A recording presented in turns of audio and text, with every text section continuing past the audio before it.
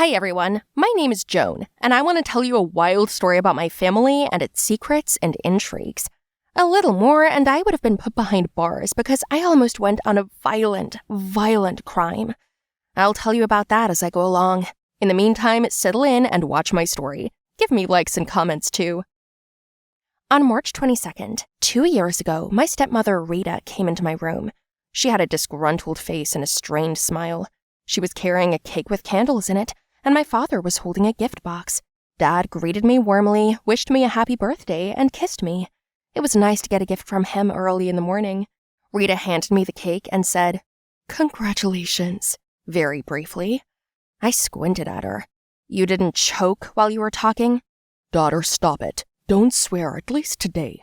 Today is your day, let's spend it well." If you wanted it to go well, why did she come into my room? Do I have to ventilate for a week after her? "It's okay, honey. Your daughter is acting her usual self. That's nothing surprising. I'm going to go get ready for work now. See you tonight at the restaurant. Bye." I have long resented the fact that he invited her to the restaurant. I had invited my closest, but my father stubbornly insisted that the family needs as much time together as possible to bring the family together. I blew out the candles without making a wish. I stopped doing that a long time ago because whoever was up there was definitely ignoring me. My wish has never once been heard in my entire life. For my birthday, my dad got me a new phone. I packed up and decided to skip school. Instead, I went to a place no one knew about except one person. It was a long drive, so I put in my headphones and enjoyed it. The driver drove me and left me there for 1.5 hours, as usual. He himself stayed outside the gate. I went in there with a brownie, went to the front desk, and called the name Margaret Siley. They gave me a card and I walked down the hall. When I opened room 23, my heart felt warm and cozy. "Hello, Mama, how are you doing? It's me, your Joan." I walked over to her, kissed her, hugged her, and put the cake on the shelf, put away the withered flowers, and tidied up her table. My mother lay on the bed with her arms and legs tied. She didn't look in my direction, only out the window. I wanted to take her hand, but she kept kicking it away and tapping her fingers on her bed. It seemed to me that she didn't want me to touch her. She had a glassy, lifeless look in her eyes. I'd spend some time with her, then I'd leave. Our meetings were a secret because my father was against it. My mother ended up in an asylum 3 years ago. A short time later, he married Rita. That bitch immediately found a place for herself in our house, but not in my heart. Conflicts between us there were the norm. I was always breaking all of her favorite dishes, and she spilled coffee on my new clothes. My father was in the middle of all of it, but there was nothing he could do about my dislike of my stepmother. In the evening, there were many guests at the restaurant. My father invited Rita's relatives, her poisonous sisters, and even her mother. At the sight of them, my mood dropped completely. The only person I was close to was Ronald. He was my best childhood friend. He knew my mother and where she was now. Rita's sister said a few words as a wish. I smiled politely, and then the waiter came over and brought me a steak. Well done, just the way I like it. "Yuck, that's not my order. I don't eat that stinky meat." "Waiter, that's my order." "Meat spoils the skin, though it's not a problem for you." "Yes, Rita, just as soon as my father goes to the bathroom, you show your real snake side." "Oh, please, Joan, you're just unbearable. Eat it fast before I throw up." "My mom always said that chewing is important. It's good for your health." "Yeah, well, where is she now? Is she healthy? I know she's not. She's definitely not eating steak right now." I threw my plate away, grabbed my fork, and jammed it right into the table an inch from her hand. Rita squealed like she'd been hit. Then my father came in, and Rita let out a tear about how rude I was. Her sisters and mother were pouring mud on me, and I was blushing with anger. "No wonder your mother is in the nut house. It's time for you to go there too." Ronald came up to me, took my hand, and shouted, "I'm surprised her mother thought you were her best friend. You're not worthy of it." Ronald and I ran off. He took me away from everyone else. I thanked him for his support, and I let myself cry a little. He was always trying to do something to distract me. Suddenly, I had this intense urge to visit my mother. I asked Ronald to come with me for the first time. They let us in for a small fee. Mom looked at us in surprise, but I reassured her, introducing my friend, and a slight smile was visible on her face. I was so excited. Ronald said he was going to get some water for us, and left. Suddenly, I heard someone's familiar voice in the hallway. "Rita?" I whispered in surprise and ducked sharply under my mother's bed. Rita walked in with the nurses. "Make sure she takes all the pills. She mustn't drink them, administer them intravenously. Is that clear to you? What am I paying you for?" I barely restrained myself from climbing out and grabbing at her throat. When they left, Ronald came back in. He said he saw Rita in the hallway, but she didn't see him. We made a quick decision, and I untied my mother, and Ronald distracted the staff. He stole a stroller, and we put Mom in it, wrapped her in a blanket, and took her outside. There, we put her in his car and drove to his country house. My heart was pounding. I was so scared, but I couldn't understand what was happening. I asked my mother, but she hadn't spoken for over a year. I was freaking out, and I couldn't understand it. All she did was drum her fingers on the table. "Stop it, Mom, that noise! It's annoying me!" "Wait, Joan, get a pen and paper. It's urgent." He started writing something down, and it seemed like Mom was pounding louder and louder. "It's Morse code. Your mom's sending us a message." He turned the paper over, and it said, "Rita poisoned me. Help me." I hugged my mom and put her to bed and waited for her to fall asleep. Then Ronald and I went to my dad's office. I had to tell him everything. We ran into the office. Ronald said he was going to look for somewhere to charge his phone in the meantime. His phone was dead. I ran into my dad's office, and my dad was sitting in the chair with his back to me. He was listening to music and looking out the window. I blurted it out, told him everything, and asked him to come with me to Ronald's house, but my father didn't answer. "Are you asleep or something?" I shouted, turned the chair around, and saw him in the same vegetable state as when I'd found my mother. "No!" I shouted. Rita came out of the closet with a syringe in her hands. She smiled, saying that seducing my father was easy, and getting rid of my friend was also enough to make her crazy. "I will destroy your whole family, and you along with them," she said. Rita was closing in on me, and I wanted to run, but her sister hit me on the head. They brought me to the house I called. Rita knew him. My mother and I were tied up and put on the floor. I tried to get free, but I couldn't. God, what a picture. You'll be well looked after for a while, and then you'll be asleep forever. And your daddy, Joan, he'll be with me for now. I need his signature. He figured it all out too, the fool." She sat down next to me, took the mask off her face, and grabbed my hair. "You are a naughty child. I don't like kids, especially kids like you.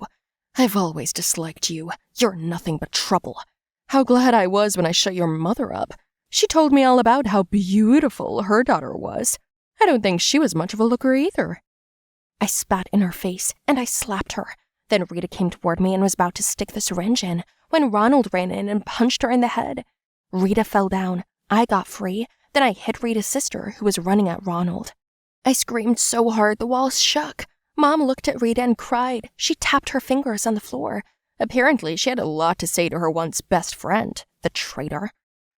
It was a good thing it was all over. We called the police. With all the proceedings, it turned out that Rita wasn't even her real name, and that she had 3 other victims under her belt. She did the same crazy thing and took the husbands away, then sent them to the asylum as well. Thanks to tranquilizers, the victims could not talk, and some went into a coma. I was lucky to have my friend with me. My parents were placed in hospital under my close supervision. Ronald also provided private security. After a month, they got better. Mom started talking. Rita was put behind bars with her fake sisters and mother. They were declared crooks. The happy ending came after all. Hi everyone, my name is Dicky, and I want to share with you the story of how my family disowned me. I agree that this is hard to believe, and any normal person will first think that this is a monstrous act, that you can't do this, and that only monsters are capable of it. But you know what? All. What is done is all for the best. I saw this for myself, because after this incident, I became a really happy teenager. I was born in a family where there were usually no guests, where the house was always a mess, and usually there was nothing to eat except semi-finished products or fast food. At first, let me tell you about every member of my family. This is my father, Pays, who is older than middle-aged, but still has a strong personality, such an energetic man with a huge mustache. My dad always liked to dress brightly, like a red jacket or a fun hat. My father didn't know where he worked. It was like this all his life. Maybe I don't know where he works, or no one knows, but he was clearly doing something illegal. I wasn't interested in the details, so I just kept out of his business. My mother, Susanna, loved herself, her nails, and her stupid dog, Linda, too much to have time for her own children. I don't remember my mother ever cooking food from the stove. And in general, we only needed the kitchen in the house to eat, but not to cook. If my mother didn't eat, she was surfing the internet or flipping through magazines with a dog in her arms. She didn't work because my father provided for us well enough. I also have a brother, Palmer. He was as dumb as our dog. Palmer looked like the Pope, was the same full and narrow-minded as both parents. I know you can't say that, but it's true. None of my ancestors had even finished high school, and Palmer was almost on the dropout list. It is not clear at all who I went to. I was not like any of these three, either in appearance or character. Thank God, in brain. I was different. Palmer often joked about how I was stupidly thrown and that I was not native. But I was not particularly upset, but on the contrary. As you already understood, I didn't find a common language with my family, so I didn't really talk. Usually, I'd come home from school, lock myself in my room, do my homework, prepare my sandwiches. While I was doing my homework, I would eat a meal, after, or rest, or go for a walk. I had a couple of friends. They were cool guys. One of them I was best friends with. His name is Ryan. This is my best friend, and we lived not far from each other, on the next street. Ryan always helped me with my lessons or whatever. Every time my parents went on a party, he and his mother would leave me at their house so I could spend the night there in peace. I just loved those moments. Ryan's home environment was very different. He didn't have a father, but his cool mom was so kind. When I came, his mother would cook a delicious dinner, meat with vegetables, casserole, spaghetti, or something else homemade. I loved this kind of food, and I was tired of sandwiches for a long time. Ryan's mother was surprised when I told her about my parents, and felt sorry for me.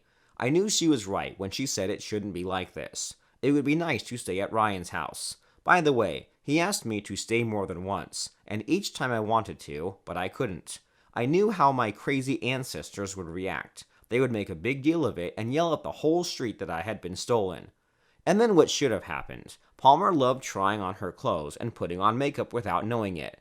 I knew it because I saw it. He promised to kill me if I told, so I didn't. Once again, while parents were out, Palmer ran to the parents' bedroom, and this time he's a little over the top. I told you he's a chubby guy, and he's gained even more recently. Anyway, he tore up my mom's Chanel dress, which was super expensive. At that moment, my mother came home, and this idiot ran out to her, shouting that I had torn her dress. My mother believed her beloved son and gave me a beating. I got so that it did not seem enough. After the punishment, I was so angry that I ran into Palmer's room, pushed him off the chair, and started hitting him in the face. My mother ran to our screams, picked me up, pushed me out the door, and said that I was not a child, but an animal. My father came in the evening and gave me a punishment for it. Palmer was an innocent child. I was so tired of the injustice that I started to cry. My parents, feeling sorry for the older one, pointed a finger at the door. The father shouted that I was no longer his son. I ran out of the house and ran wherever I could see.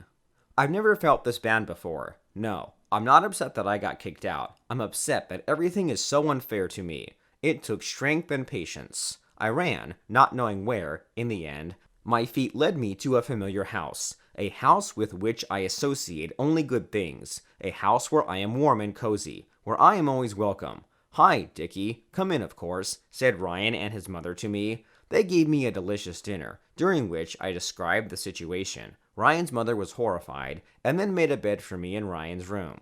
I lived there for 4 days. On the 4th day, my parents came to my school. Suddenly, my mother and father began to apologize. They asked me to forgive them, offered to buy toys, books, and I did not understand what was happening.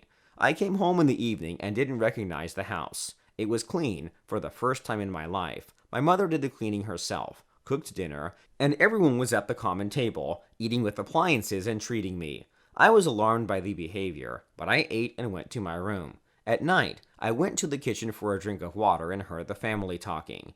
Do you realize that we can stay outside, right?